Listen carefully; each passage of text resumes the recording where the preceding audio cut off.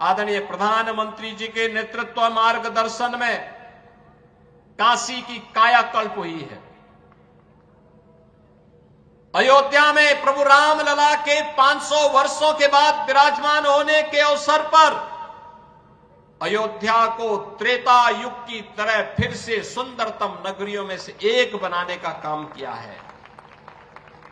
और अब जब महाकुंभ प्रयागराज के कार्यक्रम को सकुशल संपन्न करने के बाद अब हमें फुर्सत मिली है। यद्यपि यहां कार्य पहले प्रारंभ हो गए थे, लेकिन इस बार हमने बजट में विशेष प्रावधान कर दिया है।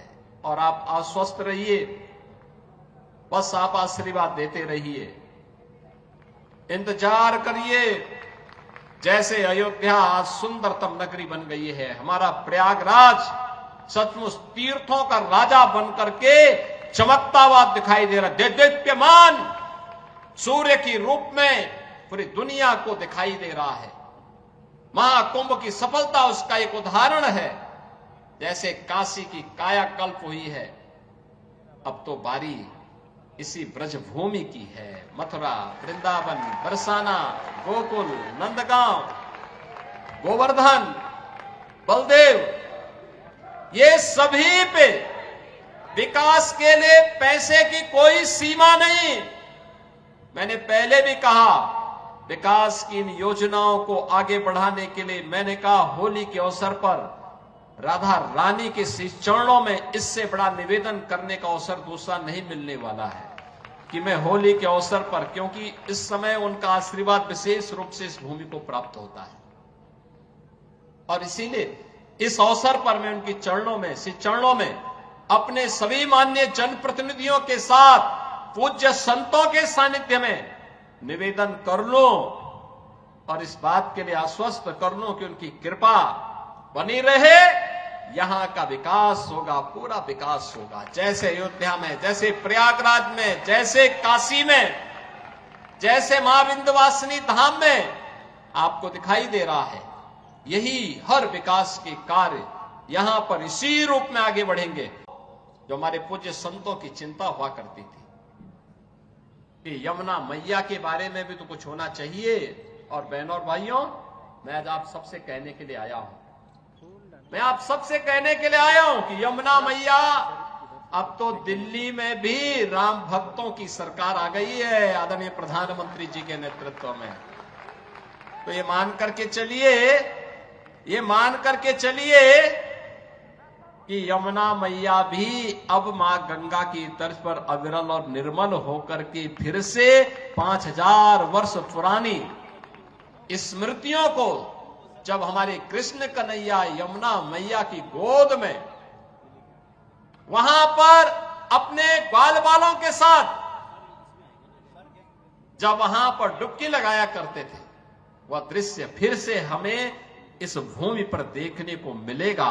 और यह दिन बहुत दूर अब नहीं रहा। और इसीलिए आज के इस अवसर पर आप सबको मैं होली की अपनी मंगल में शुभकामनाएं देता हूं, बधाई देता हूं। वैसे भी यहां के तीर्थ के बारे में यह मान्यता है कि बरसाना तो साक्षात ब्रह्मा जी का प्रतीक है, नंदगांव भगवान शिव शंकर है और गोवर्धन साक्षात विष्णु है। इन तीनों का संगम हमारी ब्रजभूमि में है। तो कौन ऐसा व्यक्ति होगा जो ब्रजभूमि के रज रज को अपने साथ जोड़ने का और अपने आप को उसके साथ आत्मसात करने का दुर्लभ आशीर्वाद से वंचित रहे। और हम लोग भी उस आशीर्वाद को लेने के लिए आज यहां पर आए हैं।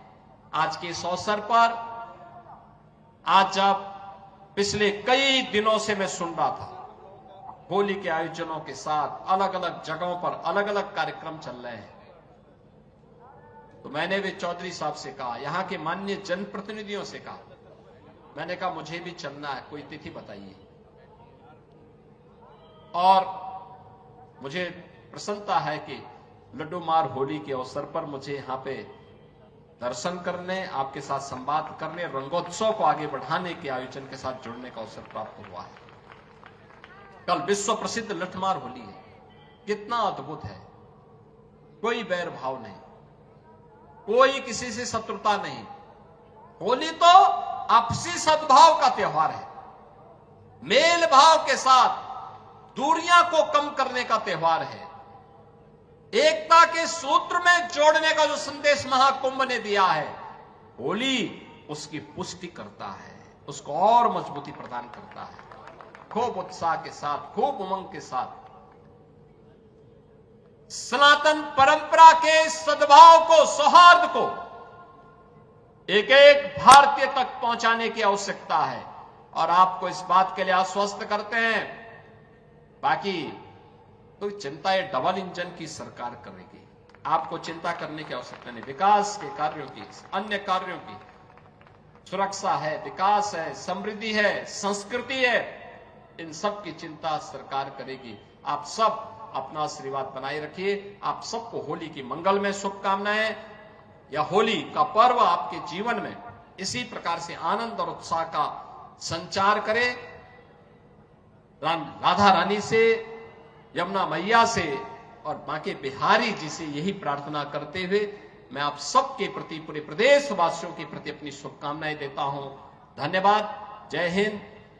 वृंदावन बिहारी लाल की, राधे रानी की, यमुना मैया की।